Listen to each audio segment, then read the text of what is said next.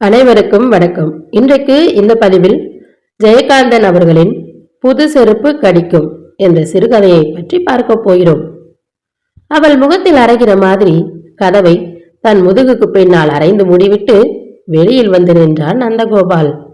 கதவை மூடுகிறவரை எங்கு போக வேண்டும் என்றோ எங்காவது போக வேண்டுமா என்றெல்லாம் அவன் நினைக்கவே இல்லை. அவள் மீது கொண்ட கோபமும் தன்னை அவமதிக்கிற மாதிரி தனது உணர்ச்சிகளை அசட்டை செய்துவிட்டு சுவரோரமாக திரும்பிக் கொண்டு தூங்குகிற அவளுக்கு துணையாக விழித்து கொண்டிருக்கிற தன்னை ஏன் படுக்கவில்லையா என்று அவள் கேட்க வேண்டும் என்று எதிர்பார்த்து காத்து கிடக்கிற அவமானம் தாங்க மாட்டாமல் தான் அவன் வெளியில் வந்து கோபமாக கதவை அறைந்து மூடினான். அவள் நிஜமாகவே தூங்கியிருந்தால் இந்த சத்தத்தில் விழித்திருக்க வேண்டும்.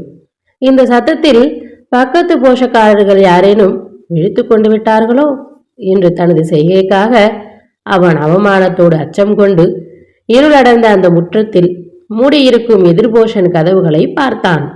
உள்ளே விடிவிளக்கு எரிவது கதவுகளுக்கு மேலுள்ள வெண்டிலேட்டர் வழியாக தெரிந்தது. டேபிள் ஃபேன் சுற்றுகிற சத்தம் கும் என்று ஒலித்தது. மணி 11 இருக்கும். கை கடிகாரத்தை பார்த்தான். இருட்டில் தெரியவில்லை. எங்காவது போய்விட்டு விடிந்த பிறகு வந்தால் என்ன என்று அவனுக்கு தோன்றியது. எப்படி கதவை திறந்து போட்டுவிட்டு தனிமையில் இவளை விட்டுவிட்டு போவது என்ற தயக்கமும் ஏற்பட்டது. அவள் வேண்டுமென்றே அடமாக படுத்துக்கொண்டு அழும்பு செய்கிறாள் என்று மனதுக்கு புரிந்தது. அவனுக்கு என்ன செய்வதென்று புரியவில்லை. தன் மீதே ஒரு பரிதாப உணர்ச்சி தோன்றியது. இதெல்லாம் தனக்கு வீண் தலைவிதிதானே என்று மனம் புழுங்கிற்று. தானுண்டு, தன் வேலையும் சம்பாத்தியமும் உண்டு என்று சுதந்திரமாக திரிகிற வாழ்க்கையின் சந்தோஷத்தை அல்லது வெறுமையை அனுபவித்துக் கொண்டிருந்தவனை, அப்படியே வாழ்ந்து விடுவது என தீர்மானித்திருந்தவனை இந்த கல்யாணம், பொண்டாட்டி, குடும்பம் என்றெல்லாம் இதில் ஏதேதோ பெரிய சுகம் இருப்பதாகவும் மனித வாழ்க்கையின் அர்த்தமே அதில் அடங்கி இருப்பதாகவும் கற்பித்துக் கொள்கிற பைத்தியக்கார தனத்தில் சிக்க வைத்த அந்த சைத்தானின் தூண்டுதலை எண்ணி பார்த்து பெருமூச்சுடன் வீட்டிற்குள்ளும் போகாமல் வெளியேயும் போகாமல் வாசல்படியில் அமர்ந்து ஒரு சிகரெட்டை பற்ற வைத்துக் கொண்டு இருளும் நட்சத்திரமும் கவிந்த வானத்தை பார்த்தான். அந்த சைத்தான் என்ற முனகலில் அவனுக்கு கிரிஜாவின் நினைவு வந்தது. அவள் எவ்வளவு இனியவள், இங்கிதம் தெரிந்தவள். சைத்தானை கட்டி கொண்டு வந்து வீட்டில் வைத்துக்கொண்டு அவளை போய் சைத்தான் என்று நினைக்கிறேனே என்று அந்த நினைவை கடிந்து கொண்டான் நந்தகோபால். ஆனாலும் தான் கல்யாணம் செய்து கொண்டு குடும்பம் நடத்த காரணமாக இருந்தவள் அந்த கிரிஜாதான் என்பதால் தனக்கு அவள் மீது வருகிற இந்த கோபத்துக்கு நியாயம் இருப்பதாக நினைத்தான் அவன். இப்போது இந்த நேரத்தில் அவளை போய் பார்த்தால் என்ன என்ற எண்ணம் வந்தது அவனுக்கு. அவளை எப்போது வேண்டுமானாலும் போய் பார்க்கலாம். இந்த 6 மாத காலமாக கல்யாணமாகி ஒவ்வொரு நாளும் இவளோடு மனஸ்தாபம் கொண்டு ஏன் இப்படி ஒரு வம்பில் மாட்டிக்கொண்டோம் என்று சலிக்கிற போதெல்லாம் அவன் கிரிஜாவை நினைத்துக் கொள்வது உண்டு. என்றாலும் அங்கே போகலாமா என்ற எண்ணம் இப்போதுதான் தோன்றியது. தான் இவளை கல்யாணம் செய்து கொள்வதற்கு முன்பு எப்படியெல்லாம் இருந்த போதிலும் இப்போது இவளை இங்கே தனியே விட்டுவிட்டு அங்கு போவது இவளுக்கு செய்கிற துரோகம் இல்லையா என்று நினைத்து பார்த்தான். இவள் என்னதான் சண்டைக்காரியாக இருந்தாலும் இவள் மீது தனக்கு எவ்வளவுதான் கோபம் இருந்த போதிலும் தன் மீது உள்ள வெறுப்பினால் அதற்கு ஆறுதலாக இருக்கும் பொருட்டு இவள் அந்த மாதிரி ஏதாவது செய்தால் அதை தன்னால் தாங்கிக் கொள்ள முடியுமா என்றும் எண்ணி அந்த எண்ணத்தையே தாங்க முடியாமல் நெற்றியை தேய்த்து கொண்டான். கடிகாரத்தின் ஒற்றை மணி ஓசை கேட்டது. மணி இன்னும் 1 ஆகி இருக்காது. மூடியிருந்த கதவை லேசாக திறந்து கை கடிகாரத்தை உள்ளே இருந்து வீசும் வெளிச்சத்தின் ஒரு கீற்றில் பார்த்தான். இவனது வாட்சில் மணி 11:30 ஆகவில்லை. அடித்தது 11:30 தான் என்று தீர்மானம் செய்து கொண்டு கதவின் இடைவெளி வழியாக அவளை பார்த்தான். அவள் அசையாமல் புரண்டு படுக்காமல் முன்னிருந்த நிலையிலேயே முதுகை திருப்பிக் கொண்டு படுத்திருந்தாள். இவனுக்கு கோபம் வந்தது. எழுந்து போய் முகத்திலே 2 அறையோ ஒரு உதையோ கொடுக்கலாமா என்று ஆங்காரம் வந்தது. சி என்று தன்னையே அப்போது அருவறுத்து கொண்டான் அவன். அப்படிப்பட்ட குரூரமான ஆபாசமான சம்பவங்களை அவன் சிறுவயதில் அடிக்கடி சந்தித்திருக்கிறான். திடீரென நள்ளிரவில் அவனுடைய தாயின் தீனமான அலறக்குரல் கேட்கும். விழித்தெழுந்து உடலும் உயிரும் நடுங்க இவன் நின்றிருப்பான். இவனுடைய தந்தை வெறிபிடித்தார் போல் ஆவேசம் கொண்டு இவனுடைய தாயை முகத்திலும் உடலிலும் காலாலும் கையாலும் பாய்ந்து பாய்ந்து தாக்க அவள், ஐயோ பாவி, சண்டாளா என்று அழுது கொண்டே ஆக்ரோஷமாக திட்டுவாள். இவள் திட்ட அவர் அடிப்பார். அந்த நாட்கள் மிக குரூரமானவை. மறுநாள் ஒன்றுமே நடவாத மாதிரி அவர்கள் இருவரும் நடந்து கொள்வதும், அவன் அவருக்கு பணிவுடை செய்வதும், அவர் அவளை பெயர் சொல்லி அழைத்து விவகாரங்கள் பேசுவதும் இவனுக்கு மிக ஆபாசமாக இருக்கும். இதெல்லாம் என்னவென்றே புரியாத அருவருப்பை தரும். 15 வயது வரைக்கும் இந்த வாழ்க்கையை அனுபவித்திருக்கிறான் அவன். அவர்களது சண்டையை விடவும் அந்த பெற்றோரின் சமாதானங்கள் அவன் மனசை மிகவும் அசிங்கப்படுத்தி இருக்கின்றன. அவன் தகப்பனாரை மனமாற வெறுத்திருக்கிறான். குடும்ப வாழ்க்கையும் தாம்பத்தியம் என்பதும் மிகவும் அருவருப்பானவை என்ற எண்ணம் இளவயதிலேயே அவனுக்கு ஏற்பட்ட இந்த அனுபவங்கள் காரணமாயிருந்தன போலும். இப்போது அவன் தகப்பனார் இல்லை. அவனுடைய விதவை தாய் வயோதிக காலத்தில் கிராமத்தில் வாழ்ந்து கொண்டிருக்கிறாள். தான் சாகும் முன் இவனுக்கு கல்யாணம் செய்து பார்த்துவிட வேண்டும் என்ற தன் ஆசையை இவனிடம் தெரிவிக்கும் போதெல்லாம் அவளது வாழ்க்கையை சுட்டிக்காட்டி தாயை பரிகாசம் செய்வான். அவளுக்கு அப்போது வருத்தமாகவும் கோபமாகவும் கூட இருக்கும். என்றாலும் விட்டு கொடுக்காமல், நான் வாழ்ந்ததற்கு என்ன குறை என்று பெருமை பேசுவாள். கடைசியில் கல்யாணம் பண்ணிக்க முடியாது என்று அவள் முகத்தில் அடித்து பேசிவிட்டு வந்தவன் அந்த கோபால். பட்டணத்தில் உத்தியோகம் பார்த்து கொண்டு தனி வாழ்க்கைக்கு பழகி இப்படியே 30 வயது கடத்திவிட்ட இவனுக்கு கல்யாண ஆசையும் குடும்பத்தை பற்றிய சுய கற்பனைகளும் வளர்ந்து அதற்கு தயாராக்கியது கிரிஜாவின் உறவுதான். கிரிஜாவுக்கு முன்னால் அவனுக்கு அது மாதிரியான உறவு வேறு எந்த பெண்ணோடும் ஏற்பட்டதில்லை. அவளுக்கு இவன் மிகவும் புதியவனாக இருந்தான். ஆனால் அவள் அப்படியல்ல என்று இவனுக்கு மாத்திரமல்லாமல் வேறு பலருக்கும் பிரசித்தமாகி இருந்தது. அவளும் அதையெல்லாம் மறைக்கக்கூடிய நிலையில் இல்லை. எனினும் இவனோடு இருந்த நாட்களில் அவள் மிகவும் உண்மையாகவும் அன்பாகவும் ஒரு பெண்ணின் உடனிருப்பும் உறவும் ஓர் ஆணுக்கு எவ்வளவு இன்பமானது வசதியானது என்பதை உணர்த்துகிற முறையில் வாழ்ந்தாள். அந்த 2 மாத காலம் மிக மேன்மையான இல்லறம் என்று இந்த நிமிஷம் இவனை அவமதித்தும் புறக்கணித்தும் வாசற்படிக்கு வெளியே இந்த நள்ளிரவில் நிறுத்தி வைத்துவிட்டு இருமாப்போடு படுத்து கொண்டிருக்கிறாளே, அவள் மீது பற்றி கொண்டு வருகிற கோபத்தை நினைத்து பெருமூச்சும் கண்ணீருமாய் பரிதாபமாக மறுபடியும் உள்ளே திரும்பி பார்த்தான் அந்த கோபால். நிச்சயம் அவள் எழுந்திருக்கவோ சமாதானம் உறவோ போவதில்லை. இந்த 6 மாத அனுபவத்தில் இந்த மாதிரி நிகழ்ச்சிகள் அவனுக்கு பழக்கமாகி போனதால் இதன் தொடக்கமும் இதன் போக்கும் இதன் முடிவும் அவனுக்கு ஒவ்வொரு தடவையும் முன்கூட்டியே தெரிகிற என்றாலும் இதனை தவிர்க்கத்தான் முடியவில்லை. பிறகு யோசித்து பார்க்கையில் இவனது அறிவுபூர்வமான எந்த நியாயத்துக்கும் இந்த சச்சரவுகள் ஒத்து வருவதில்லை. நாளுக்கு நாள் இந்த வாழ்க்கை அவமானகரமானதாகவும் துன்பம் மிகுந்ததாகவும் மாறிக்கொண்டே இருப்பதை எப்படி தாங்குவதென்றும் புரியவில்லை. உள்ளே மங்கிய விளக்கொலியில் கொடிகளில் கிடக்கும் துணிகளும் நிழல் தருகிற சமையலறையினுள் பாத்திரங்களின் பளபளப்பில் அவை இறைந்து கிடக்கிற கோலமும் மிக சோகமாக அவனுக்கு தெரிந்தன.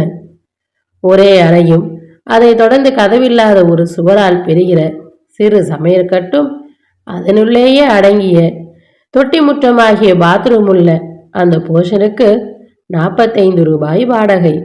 குடும்ப செலவுக்கென்று மாதம் 150 ரூபாய் ஆகிறது. நந்தகோபாலுக்கு சம்பளம் கிட்டத்தட்ட 300 ரூபாய். மனமுத்து வாழ்ந்தால் இந்த நெருக்கடியில் துன்பமில்லை. 6-7 பேர் சேர்ந்து ஆளுக்கு 100 ரூபாய் கொடுத்து எல்லா வசதிகளோடும் வாழ்ந்த அந்த மெஸ் வாழ்க்கைக்கு இப்போது மனசு இயங்க ஆரம்பித்ததன் பரிதாபத்தை நினைத்து இவன் மனம் கசந்தான். ஒரு பெருமூச்சுடன் எழுந்தான். கிரிஜாவை போய் பார்த்துவிட்டு இரவை அவளுடன் கழிப்பது மனதுக்கு ஆறுதல் தரும் என்று தோன்றியது. வேறு எதற்காகவும் இல்லை என்ற நினைப்பில் இதை பற்றிய உறுத்தலை உதறி அவளோடு பேசிக்கொண்டிருப்பது எனக்கு நிம்மதியை தருகும் என்று சமாதானத்தோடு புறப்பட்டான். உள்ளே போய் சட்டையை எடுத்து போட்டு கொண்டான். நைட் லேம்ப் எரிந்து கொண்டிருந்த மங்கிய வெளிச்சத்துடன் 40 வெல்வெட் விளக்கையும் ஏற்றிவிட்டு வெளிச்சம் கண்ணை கூசிற்று. ஏய் என்று அவளை மெல்ல தட்டினான். அவள் அசையவில்லை. இப்போ உன்னை கொஞ்சறதுக்கு எழுப்பல, நான் வெளில போறேன், கதவை தாப்பா போட்டுக்க என்று அவள் புஜத்தை கொஞ்சம் அழுத்தி வலிக்கிற மாதிரி பிடித்து முரட்டுத்தனமாக திருப்பினான். அவள் எழுந்து உட்கார்ந்து இவனை வெறுப்புடன் முகம் சுளித்த எரிச்சலுடன் பார்த்தாள். இவ்வளவு நேரம் எழுந்திருக்காதவள் தான் போகின்றேன் என்றதும் கதவை தாளிட தயாராய் எழுந்து உட்கார்ந்திருப்பது அவனுக்கு கோபத்தை உண்டாக்கியது. இந்த நேரத்துல எங்க போறீங்க என்று கேட்பதுதானே நியாயம். ஆனால் அவள் கேட்கவில்லை.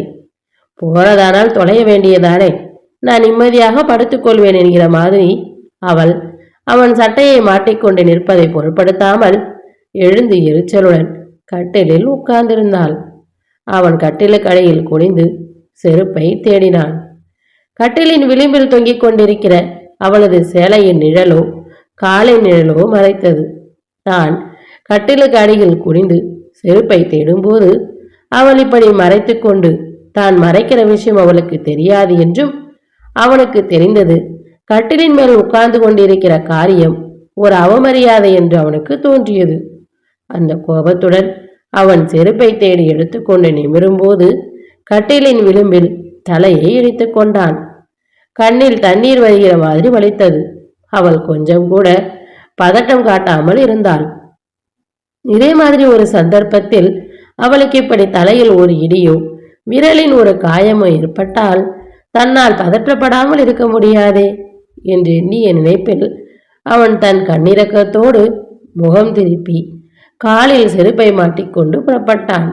திறந்த கதவை மூடாமல் நிதானமாகவே அவன் முற்றத்தில் நடந்து தாழ்வாரத்தில் தூணோரமாக நின்றிருந்த சைக்கிளின் லாக்கை திறக்கையில் இருட்டில் நிற்கிற தன்னை அவள் பார்க்க முடியாது என்பதால் அவள் வெளியே தலை நீட்டி பார்க்கிறாளா என்று கவனித்தான். அவன் மனம் சோறு கொள்ள தக்க வண்ணம் அவள் கதவை பட்டென்று மூடி தாழிட்டு கொண்டாள். அவள் வெளியே தலை நீட்டி பார்க்காதது மிகவும் வருத்தம் தந்தது. இவனுக்கு அறைக்குள் எறிந்த 40 வோல்ட் வெளிச்சம் அணைந்து நைட் லாம்பின் வெளிச்சம் வெண்டிலேட்டர் வழியே தெரிந்தது. நந்தகோபால் சைக்கிளை தள்ளி கொண்டு நடந்தான். வாசற்புறத்தில் முறைவாசல் செய்கிற கிழவி தன் படுக்கையில் உட்கார்ந்து இருமிக் கொண்டிருந்தாள். அவள் வெளியில் சென்றதும் திரும்பி எப்போ வருவப்பா என்று கேட்டவன் இல்லை என்று சொன்ன பிறகு கதவை தாழிட்டான். வெளியில் வந்து நின்று ஒரு சிகரெட்டை பட்ட வைத்துக் கொண்ட போது தெருவிளக்குகள் திடீரென அணைந்தன. டைனமோ வெளிச்சம் பழையரென்று வழிகாட்ட அவன் சைக்கிளில் ஏறி மிதித்தான். கிரிஜாவின் வீடு மேற்கு மாம்பலத்தில் குண்டும் குழியும் சாக்கடையும் எருமை மாடும் நிறைந்த ஒரு தெருவில் இருக்கிறது. தெருப்புறம் மாடிபடி உள்ள ஒரு வீட்டின் மேல் போர்ஷனில் அவள் சுதந்திரமாக வாழ்கிறாள். அவளுக்கு தாய் இருக்கிறாள். அவள் எங்கோ ஒரு பணக்கார வீட்டில் ஆயாவாக வேலை செய்கிறாள். எப்போதாவது வந்து மகளை பார்த்துவிட்டு அசைவ சாப்பாடு சாப்பிட்டு விட்டு போவாள். அவள் வேலை செய்கிற வீட்டில் அது கிடைக்காதாம். கிரிஜாவுக்கு 25 வயதான தம்பி ஒருவன் உண்டு. அவனுக்கு ஏதோ ஒரு சினிமா கம்பெனியில் வேலை. அவனும் எப்போதாவது தான் வருவான். அவள் 10வது வரை படித்திருக்கிறாள். நிரந்தரமாக இல்லாவிட்டாலும் டெம்பரரியாகவே அவள் ஒவ்வொரு இடமாக வேலை செய்து கொண்டிருக்கிறாள். 30 வயதாகிறது. இப்படி நிராதரவான நிலையற்ற வாழ்க்கையிலும் அவள் நிறைவோடும் மலர்ச்சியோடும் இருக்கிறாள். நந்தகோபால் வேலை செய்கிற காஸ்மெட்டிக்ஸ் கம்பெனியார் எக்ஸிபிஷனில் ஒரு ஸ்டால் போட்டிருந்தார்கள். அதற்கு இவள் வேலை செய்து கொண்டிருந்த போதுதான் போன வருஷம் டிசம்பரில் அவளை இவன் சந்திக்க நேர்ந்தது. அவளை பார்த்தவுடன் அவளை இதற்கு முன்பு எங்கோ பார்த்த மாதிரியானது ஒரு இரக்கம் அவன் முகத்தில் இவனுக்கு தோன்றியது. இந்த ஸ்டாலின் விற்பனை பணிப்பெண்ணாக வேலை செய்வதற்காக கொண்ட முகபாவமோ அது என்றுதான் முதலில் அவன் நினைத்தான். பிறகுதான் தெரிந்தது அவன் டெபாசிட் கிளர்க்காக வேலை செய்யும் அந்த காஸ்மெட்டிக்ஸ் கம்பெனியில் நாள்தோறும் பார்சலாக அனுப்பப்படுகிற அந்த பவுடர் டின்களின் மேலிருக்கிற உருவமே அவளுடையதான் என்று.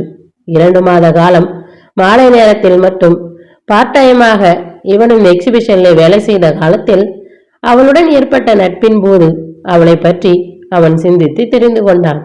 ஒரு நாள் கௌரவமான நிரந்தர உத்தியோகத்துக்காக அவள் ஒவ்வொருவரிடமும் சிபாரிசு வேண்டிய போது இவன் அவளுக்காக பரிதாபப்பட்டான். ஆனாலும் அவளுக்கு உதவும் காரியம் தனது சக்திக்கு மீறியது என்று அவளை பற்றிய கவலையிலிருந்து ஒதுங்கியே நின்றான். அவள் எல்லோருடனும் கலகலவென்று பேசுவாள். இவளை அவன்தான் முதலில் டீ சாப்பிட அழைத்தாள். இவனோடு பேச்சு கொடுத்தாள். இரவு 11 மணிக்கு வீடு திரும்பும் போது சில நாட்களில் அந்த சேல்ஸ் மேனேஜர் தான் காரிலே போகும் வழியில் அவளை இறக்கி விடுவதாக கூறி அழைத்து செல்வார். அவரை பற்றி ஆபீஸில் ஒரு மாதிரி பேசிக் கொள்வார்கள். அவருடன் அவள் போவது இவனுக்கு என்னமோ மாதிரி இருக்கும். ஒரு நாள் அதுபோல் மேனேஜர் தன்னுடன் அவளை அழைத்த போது அவள் நந்தகோபாலை காட்டி, மிஸ்டர் நந்தகோபால், எங்க வீட்டுக்கு போற வழியிலேதான் சார் இருக்காரு, நாங்க பேசிக்கிட்டே போயிடுவோம் சார். என்னாங்க மிஸ்டர் என்று இவனை பார்த்து சிரித்தபோது இவனும் சம்மதித்தான். அவள் பேசுவது இவனுக்கு வேடிக்கையாக இருக்கும். என்னங்கோ, சரிங்கோ, ஆமாங்கோ என்று அவள் கொஞ்சம் நீட்டி நீட்டி பேசுவாள். அவள் வீட்டில் பேசுகிற பாஷை தெலுங்கு என்று பின்னால் தெரிந்தது இவனுக்கு. படித்ததெல்லாம் தமிழ்தான். தெலுங்கு என்றால் மெட்ராஸ் தமிழ் மாதிரி மெட்ராஸ் தெலுங்காம். அவள் எப்படி சிரிக்க சிரிக்க பேசுவாள் என்று நினைத்து கொண்டு சைக்கிளை வேகமாக மிதித்தான் நந்தகோபால். அவள் நிஜமாக சந்தோஷமாகத்தான் இருக்கிறாள் என்று அவளோடு பழகிய பிறகுதான் இவன் தெரிந்து கொண்டான். எக்ஸிபிஷன் ஸ்டால் வேலை முடிந்த பிறகு டெலிபோன் சுத்தம் செய்து அதில் சென்று போடுகிற ஒரு கம்பெனியில் வேலைக்கு அமர்ந்து டெலிபோன் இருக்கிற வீடுகளெல்லாம் கம்பெனிகளிலும் ஏறி இறங்கி வருகையில் ஒரு நாள் தெருவில் அவளை இவன் பார்த்தான். இப்படி ஏதாவது ஒரு கௌரவமான உத்தியோகம் செய்து அவள் சம்பாதிப்பாள். வயது 30 ஆவதால் இதற்கிடையில் நம்பிக்கை அல்லது தேவை காரணமாக சில ஆண்களோடு உறவு நேர்ந்திருக்கிறது என்றாலும் அதை ஒரு பிழையாக கொள்ளும் இடிமானம் அவளுக்கு இல்லை என்று இவன் அறிந்தான். எப்போதாவது இவன் அவளை தேடிக்கொண்டு போவான். இருவரும் பேசிக்கொண்டு இருப்பார்கள். இவனுக்கு அவள் காவி மட்டும் தருவாள். அவள் சினிமா பத்திரிகைகள் எல்லாம் வாங்குவாள். கையில் காசு இருக்கும் போதெல்லாம் சினிமாவுக்கு போவாள். நேரம் இருக்கும் போதெல்லாம் சினிமாக்களை பற்றியும் சினிமா சம்பந்தப்பட்டவர்களை பற்றியும் ரொம்ப தெரிந்தவள் மாதிரி சுவாரஸ்யமாக அரட்டையடிப்பாள். சினிமா கம்பெனியில் வேலை செய்கிற அவளுடைய தம்பி, நீ என்ன வேணும்னாலும் செய், ஆனா சினிமாவுல சான்ஸ் கொடுக்குறேன்னு எவனாவது சொன்னா அதை நம்பிட்டு மட்டும் போயிடாத. நான் அங்க இருக்கிறதுனாலேயே என் மானத்தை காப்பாத்துறதுக்கோசரம் அந்த பக்கம் வராதே என்று எப்போதோ சொல்லி வைத்திருந்ததை தான் உறுதியாக கடைபிடிப்பதை இவனிடம் அவள் ஒரு முறை கூறினாள். அவளோடு இவன் 2 மாதம் வாழ்ந்திருந்தான். அதை நினைக்கையில் இப்போது மனதுக்கு சுகமாக இருக்கிறது. அருமையாக நேர்ந்த அந்த வாழ்க்கையை விடுத்து வேறு வாழ்க்கைக்கு ஆசைப்பட்ட குற்றத்துக்காக தண்டனை தானோ இப்போது தான் அனுபவிக்கிற வேதனைகளும் அவமானங்களும் என்று எண்ணியவாறே அவன் சைக்கிளை மிதித்தான். இன்னும் 1 மைலாவது இருக்கும். தொடர்ந்து ஒரு வேளையும் கிடைக்காமல் இருந்த ஒரு சந்தர்ப்பத்தில் நந்தகோபால் வேலை செய்யும் இடத்துக்கு இவளை தேடி வந்தாள் கிரீஜா. ஆபீஸ் முடிகிற நேரமாதனால் இவளை கொஞ்ச நேரம் காத்திருக்க செய்த பின் இவளுடனே அவனும் வெளியில் வந்தான். இருவரும் ஹோட்டலுக்கு போயினர். அவள் மிகவும் களைத்திருந்தாள். இவன் 2 காஃபி தான் சொல்ல இருந்தான். அதை எப்படியோ புரிந்து கொண்டு அவள் சொன்னாள், எனக்கு வெறும் காஃபி மட்டும் போதாதுங்கோ, ஏதாச்சும் சாப்பிடணுங்கோ என்றான். அவள் மனசின் மென்மை இவனை கனிய வைத்தது. அன்று அவளை மிகுந்த அன்போடு இவன் உபசரித்தான். பகல் முழுவதும் அவள் சாப்பிடாதிருந்தாள் என்றும் இப்போது அவர் வேலை இல்லாமல் மிகவும் கஷ்டப்படுகிறார் என்றும் தெரிந்தபோது அவளுக்காக மனம் வருந்தினான். அவளிடம் ஏதாவது வேலைக்கு சிபாரிசு செய்ய சொன்னாள். நம்பிக்கை இல்லாமலே அவன் அவளுக்கு வாக்குறுதி தந்தான். மாலையில் அவளுடன் அவனும் அவள் வீடு வரை சென்றான். போகிற வழியில் அவளுடன் தானும் சென்று சமையலுக்கான பொருள்களை கூட இருந்து வாங்கி அதற்கு இவன் பணம் கொடுத்தான். அன்றிரவு இவனை அவள் தன்னுடன் வீட்டில் சாப்பிட சொன்னாள். அவள் சமையல் செய்கிற அழகை பக்கத்தில் இருந்து அவன் பார்த்து கொண்டிருந்தான். இரவு அங்கு அவன் சாப்பிட்டான். அவனுக்கு தன் தாயின் பரிவும் அவள் கை சமையலின் ருசியும் நினைவுக்கு வந்தது. அவள் தன் சமையல் அவன் ருசிக்கு இருக்கிறதா என்று மிகவும் பக்தி சிரதையுடன் கேட்டு கேட்டு பரிமாறினான். அன்றிரவு இவன் அங்கே தங்க நேர்ந்தது. அந்த இரவில்தான் அவள் தன்னை பற்றியும் தன் தாய், தம்பி, வாழ்க்கை நிலைமைகளை பற்றியெல்லாம் இவனோடு மனமிட்டு பேசினாள். திடீரென்று தோன்றிய ஒரு யோசனையை அவனிடம் அவள் வெளியிட்டாள். அவள் சொன்னாள், நீங்க மெஸ்ஸுக்கு கொடுக்கிற பழத்தை இங்கே கொடுத்தா உங்களுக்கும் சமைச்சு போட்டு நானும் சாப்பிடுவேன். என்னாங்கோ, உங்களுக்கு சௌகரியப்படுமாங்கோ என்று அவள் கேட்டாள். அவன் வெகுநேரம் யோசித்த பிறகு சம்மதித்தான். இதுவரை அவர்களிடையே வெறும் நட்பாக இருந்த உறவு அன்று அவனுக்கு ஒரு புதிய அனுபவமாயிற்று.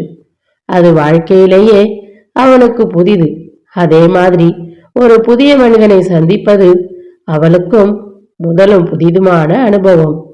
தான் எதனாலே வெறுத்தும் பயந்து ஒதுங்கி வந்த குடும்ப வாழ்க்கை என்பது ஒரு பெண்ணுடன் சேர்ந்து வாழ்தல் என்பது எவ்வளவு சுகமான, சுவையான, அர்த்தமுள்ள அனுபவம் என்பதை அவன் கண்டு மயங்கினான். அந்த வீடும் அந்த வாழ்க்கையும் மிக மிக எளிமையானது. மாடியின் மீது கூரை போட்ட ஒரே அறையில்தான் சமையல், படுக்கை. குளிப்பதற்கு கீழே வர வேண்டும். குண்டும் குடியுமான தரையில் பாய் விரித்து படுக்க வேண்டும். அவளுடைய அம்மாவோ தம்பியோ அவர்கள் பகலில்தான் வருவார்கள். அப்போது அங்கே இருக்க நேர்ந்தால் இப்போதுதான் வந்தது போல் நடிக்க வேண்டும். இதெல்லாம் அவனுக்கு மிகவும் பிடித்திருந்தது. தான் கல்யாணமே வேண்டாம் என்று பயந்திருந்த காரணங்களை அவளிடம் சொன்னபோது அவள் சிரித்தாள். உங்க நைனா உங்க அம்மாவை கொடுமைப்படுத்தினார்னு பயந்துக்கின்னு இருந்தீங்கோ. ஒரு பொண்ணுக்கு இந்த பயம் வந்தா நியாயம். ஆம்பளைக்கு இதுல என்னங்கோ பயம்? அவரை மாதிரி நீங்க உங்க பொன் சாதி அடிக்காம இருந்தா சரியா போடுது என்றாள். அவன் அவளிடம் கல்யாணத்தை பற்றியும் ஊரில் இருந்து அம்மா எழுதுகிற கடிதங்களை பற்றியும் பேசினான். இருவரும் ஒன்றாக வாழ்ந்து கொண்டு தான் இன்னொருத்தியை கல்யாணம் செய்து கொள்கிற விஷயமாக அவன் அவளிடம் பேசுவதும் அதற்கு உடன்பாடாக அவளும் அவனை வற்புறுத்துவதும் முரண்பாடான விஷயமாகவோ பொருத்தமற்றதாகவோ இருவருக்குமே தோன்றவில்லை. தனித்தனியாக இருக்கிற நேரத்தில் மனசின் ஆழத்தில் ரகசியமாக அந்த முரண்பாடு தோன்றியதன் காரணமாகவே அவர்கள் அது குறித்து மிக சாதாரணமாகவும் அதிகமாகவும் பேசினார்கள் போலும். கடைசியில் ஒரு நாள் நந்தகோபால் தன் தாய் வற்புறுத்தி சொல்கிற தனது சொந்தத்து பெண்ணும் 10வது படித்தவளும் மிக செல்லமாக வளர்க்கப்பட்டவளும் இதற்கு முன்னால் இவனை பார்த்து அழகிதான் என்று ஒப்புக்கொள்ளப்பட்டவளுமான வத்சலாவை கல்யாணம் செய்து கொள்ள சம்மதம் தெரிவித்து கடிதம் எழுதிய பின் அந்த செய்தியை கிரிஜாவிடமும் கூறினான். அவன் மனதினுள் அவளே உணராத வண்ணம் ரகசியமான ஏமாற்றமும் வருத்தமும் அடைந்தாலும் மனம் நிறைந்த சந்தோஷத்துடனும் சிரிப்புடனும் அவனை பாராட்டினாள். புதுமாப்பிள்ளை புதுமாப்பிள்ளை என்று பரிகாசம் செய்தாள். என்னென்னவோ புத்திமதிகள் கூறினாள். அவனை விட அனுபவமும் முதிர்ச்சியும் உடையவள் என்பதால் அவனுக்கு நிறையவும் கற்றுத்தந்தாள். அதற்காக அவன் அவளிடம் மிகுந்த நன்றி பாராட்டினான். பெண் என்றாலே பயந்தும் வெறுத்தும் ஓடிய தன்னை கல்யாணத்துக்கும் குடும்ப வாழ்க்கைக்கும் தயார்படுத்திய பொறுப்பு அவளுடையதான் என்று அவன் நம்பியது மாத்திரமல்லாமல் அவளிடமே அதை தெரிவித்தான். அப்போதெல்லாம் என்னவென்று விளங்காத ஒரு உணர்ச்சியுடன் வாயுக்குள் அவள் சிரித்துக் கொள்வான். அவளோடு சேர்ந்து இவன் இறந்த அந்த 2 மாத காலத்தில் பக்கத்தில் உள்ள ஒரு நர்சரி பள்ளியில் அன்ட்ரெயின் டீச்சராக ஒரு டெம்பரரி வேலையும் அவள் சம்பாதித்துக் கொண்டிருந்தாள். மாலை நேரங்களில் தையல் கிளாஸுக்கு போனாள். ஏற்கனவே அவளுக்கு டைலரிங் கொஞ்சம் தெரியுமாம். அவனுடைய கல்யாணத்துக்கு தேதி குறிக்கும் வரை அவன் அவளோடு தான் இருந்தான். பின்னர் அவளே தான் கூறினாள், நான் சொல்றேன்னு தப்பா நினைச்சுக்காதீங்கோ. இன்னும் 1 மாசம்தான் இருக்குது கல்யாணத்துக்கு. நீங்க உங்க மெஸ்ஸுக்கோ போயிடுங்கோ. உடம்ப நல்லா பார்த்துக்குங்கோ, நல்லா சம்பாதிங்கோ. கல்யாணத்துக்கு அப்பால ஒரு ஃப்ரெண்டு மாதிரி வந்து பாருங்கோ, எனக்கு சந்தோஷம் இருக்கும் என்றாள். அப்போது அவள் கண் கலங்கியதை எண்ணி இப்போதும் மனம் பொறுமிய நந்தகோபால் அவள் வீட்டு வாசலில் சைக்கிளை நிறுத்தி பூட்டிவிட்டு மாடியை அண்ணாந்து பார்த்தான். மாடி மீது உள்ள கூரையின் சிறிய ஓட்டைகளினூடே உள்ளே விளக்கு எரிவது தெரிந்தது. தீக்குச்சியை கிழித்து வாட்சில் மணி பார்த்தான். 12. திடீரென்று தன்னை பார்க்கும் அவளுடைய ஆச்சரியத்தை எண்ணிக்கொண்டு அவளை பார்க்க போகிற அவளில் நெஞ்சு படபடக்க அவன் படியேறினான். மேல்படியிலிருந்து அவன் தலை தெரியும் போது காலடி சத்தம் கேட்டு தையல் மிஷின் அருகே ஸ்டூலில் உட்கார்ந்து எதையோ ஊசியால் பிரித்து கொண்டிருந்த கிரிஜா, யாரது என்ற அதட்டல் குரலுடன் எழுந்தாள். நான் தான் என்று இவன் பேரை சொல்வதற்கு முன் அவள் சந்தோஷம் தாங்க முடியாமல், ஹை, நீங்களா, வாங்கோ என்று வரவேற்றாள். அவனை தழுவிக்கொள்ள பரபரத்த கைகளின் விரல்களை திருகி திருகி நெட்டி முறித்து கொண்டே, என்ன இந்த நேரத்துல, உட்காருங்கோ, சாப்பாடெல்லாம் ஆச்சா என்று பலவாறு கேட்டுக்கொண்டே வாயை எடுத்து விற்கார சொன்னாள் அவள். திடீரென்று உன்னை பார்க்கணும்னு தோணுச்சு, அதான் வந்தேன் என்றான். அவள் கலவரமடைந்தாள். அது அவனுக்கு தெரியாத வண்ணம் சமாளித்து சிரித்தாள். தாகத்துக்கு சாப்பிடுங்கோ என்று டம்ளரில் தண்ணீர் எடுத்து கொடுத்தாள். இருவருக்குமே திகைப்பும் படபடப்பும் அடங்க சற்று நேரம் பிடித்தது. அவன் அந்த புதிய தையல் மிஷினை பார்த்து அதை பற்றி விசாரித்தான். அவள் தான் டெய்லரிங் பாஸ் பண்ணியதையும், இன்ஸ்டால்மெண்டில் இதை வாங்கியிருந்ததையும், இதில் நிறைய சம்பாதிப்பதையும், இந்த 3 மாதம் 3 பவுனில் ஒரு செயின் வாங்கி போட்டு கொண்டதையும் காட்டி, ஸ்கூல் வேலையை விட்டுட்டோனுங்கோ என்று கூறி தனது நல்ல நிலைமையை விளக்கி அவனை சந்தோஷப்படுத்தினாள். அவன் மனசுக்கு அவள் கூறியவை மிகவும் இதமாக இருந்தன. அவன் ரொம்ப மகிழ்ச்சி அடைந்தான். நீங்க எப்படி இருக்கிறீங்கோ, உங்க ஒய்ஃபு நல்லா இருக்காங்களா என்று குதூகலமாய் அவள் விசாரித்த போது அவன் பெருமூச்சுடன் அவளை பார்த்து வருத்தமாக சொன்னான். அவள் தையல் மிஷின் மீது குவிந்து கிடந்து வைத்த தைக்க வேண்டிய வெட்ட வேண்டிய புது துணிகளை எல்லாம் எடுத்து பிரித்து ஒவ்வொன்றாக ஒரு பெட்டியினுள் மடித்து வைத்து இவனோடு பேசிக் கொண்டிருப்பதற்காக வேலைகளை ஏற கட்டி கொண்டிருந்தாள். அவன் ஏதோ வருத்தத்தில் இருக்கிறான் என்று அவளுக்கு புரிந்தது. அதற்காகத்தான் அவன் சந்தோஷப்படத்தக்க விஷயங்களை முந்திக் கொண்டு அவள் சொன்னான். இதனை அவள் புத்திசாலித்தனத்தால் செய்யவில்லை, நல்லியல்பால் செய்தாள். எனவே இப்போது அவன் வருத்தம் அறிவுக்கு புரிய தானும் வருந்தினாள். அவன் ஒரு சிகரெட்டை பற்ற வைத்துக் கொண்டு நெஞ்சு நிறைய புகையெழுத்து கூரையை நோக்கி நீளமாக ஊதிவிட்டான். சிகரெட்டின் சாம்பலை மிக கவனமாக விரலிடுக்கில் உருட்டி தட்டிக்கொண்டே அவள் முகத்தை பாராமல் வருத்தம் தோய்ந்த குரலில் சொன்னான். நான் உனக்கு செஞ்ச பாவத்துக்கு இப்ப அனுபவிக்கிறேன். நான் உன்னையே கல்யாணம் பண்ணிட்டு இருக்கலாம், இப்ப என்ன பண்றது என்று புலம்பிக் கொண்டிருந்தவனின் அருகே வந்து உட்கார்ந்து கொண்டாள் கிரிஜா. கல்யாணம் முடிந்து தன்னோடு புறப்பட்ட போது அவள் ஆரம்பித்த அழுகையை இன்னும் நிறுத்தவில்லை என்றும், அவளுக்கு தன்னோடு வாழ்வதில் சந்தோஷம் இல்லை என்றும், தன்னை அவள் அவமதிப்பதையும், இன்று கூட அவள் தலையில் அடித்து கொண்டதையும், அவன் வாய் ஓயாமல் வத்சராவை பற்றி பேசி பேசி துயரத்தை அதிகப்படுத்தி கொண்டே இருந்தான். தையல் மிஷினுக்கு பக்கத்தில் இருந்த எண்ணெய் போடுகிற ஆயில் கேனை எடுத்து கால் பெருவிரலுக்கும் அடுத்த விரலுக்கும் இடையே உள்ள புண்ணுக்கு எண்ணெயை விட்டுக்கொண்டே அவன் புலம்புவதையெல்லாம் மௌனமாக கேட்டுக்கொண்டிருந்தாள் கிரிஜா. பாவங்கோ, அது அறியாத பொண்ணுதானங்கோ என்று அவள் சொன்னதை கேட்டு அவன் ஒன்றும் புரியாமல் தலை நிமிர்ந்து அவளை பார்த்தான். உங்களை கல்யாணம் பண்ணிக்கிறதுனாலேயே உங்களுக்கு சமமா ஆயிடுவாங்களோங்க அவங்க. அப்பா அம்மாவுக்கு ரொம்ப செல்ல பண்ணுன்னு நீங்க தானுங்க சொல்லியிருக்கீங்க. எல்லாரையும் விட்டுட்டு வேற ஒரு ஊர்ல தனியா உங்களோட வந்து வாழ்றப்ப அந்த குழந்தை மனசு எப்படிங்கோ இருக்கும். அதை புரிஞ்சு நீங்க தான் அட்ஜஸ்ட் பண்ணி நடந்துக்கணும். நீங்க ட்ரெயின்டு இல்லைங்களா, ஒரு ஆம்பளைங்கிறதே அவங்களுக்கு புதுசு இல்லைங்களா, பாவமா இருக்குமுங்கோ, அருவருப்பா கூட இருக்குமுங்கோ. நான் உங்ககிட்ட அப்படியெல்லாம் இருந்தேன்னா அதுக்கு காரணம் என்னாங்கோ, நான் எக்ஸ்பீரியன்ஸ் இல்லைங்களா. யாருங்க ஒய்ஃபா இருக்கிறதுக்கு ட்ரைன்டு ஹேண்டு கேட்குறாங்கோ. இப்போ சொல்றீங்களே என்னையே கல்யாணம் பண்ணியிருக்கலான்னு, அப்பயோங்கோ அது தோணலை. நான் ஏற்கனவே ட்ரைண்டுங்கிற டிஸ்குவாலிஃபிகேஷன் தாங்கோ அதுக்கு காரணம். அதனால் உங்கள் ஒய்ஃபை விட நீங்கள் அனுபவஸ்தருங்கிறத நினப்பில் வச்சுக்கணும். அவங்க குழந்தைன்னு புரிஞ்சுக்கணும். நான் உங்ககிட்ட இருந்த மாதிரி நீங்கள் அவங்கக்கிட்ட இருக்கணும். அப்படித்தான் போக போக எல்லாம் சரியாக போயிடுங்கோ என்று அவள் எல்லாவற்றையும் லேசாக்கி விட்டதை நினைத்து அவன் ஆச்சரியப்பட்டான். இவளிடம் வரவேண்டும் என்று தான் நினைத்தது எவ்வளவு சரியானதென்று எண்ணினான். அவள் இவ்வளவு நேரம் பேசிக்கொண்டிருந்ததால் நிறுத்தியிருந்த கால் விரலிடுக்கில் எண்ணெய் விடுகிற காரியத்தில் மறுபடியும் முனைந்தாள். என்ன காலில் என்று அவள் அருகே நகர்ந்து குனிந்து பார்த்தான் அவன். போன வாரம் புதுசாக செருப்பு வாங்கினேன், கடிச்சிடுச்சுங்கோ.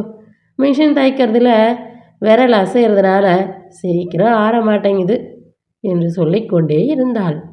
அவன் முகத்தை நிமிர்ந்து பார்த்து ஒரு சிரிப்புடன் சொன்னாள். பார்த்தீங்களாங்கோ, செருப்பு கூட புதுசாக இருந்தால் கடிக்குதுங்கோ. அதுக்காக பழைய செருப்பை ஏதாவது வாங்குவாங்களாங்கோ என்று அவள் சிரித்து கொண்டுதான் சொன்னாள். அவன் அவள் கைகளை பிடித்து கொண்டு அழுது விட்டான். இத்துடன் இந்த கதை நிறைவடைந்தது. அடுத்து வரும் பதிவில் மற்றும் ஒரு நல்ல கதையுடன் சந்திப்போம். நன்றி, வணக்கம்.